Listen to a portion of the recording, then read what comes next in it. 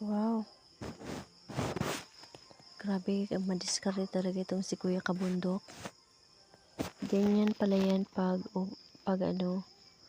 pag-iwalay sa laman ng corned beef, no?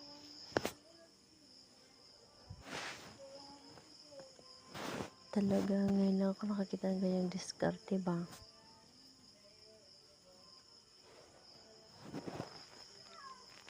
Grabe.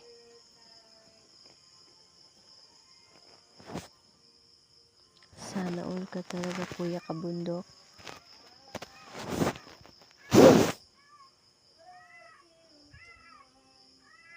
Maganda yung pagkahiwalay kapag kasi hindi na putol-putol yung laman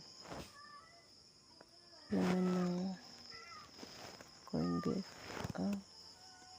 Hindi pala beef loaf, sorry. Beef loaf pala siya. Wow, ang galing. Sobrang galing. Mikos-mikos mo na yan, kuya.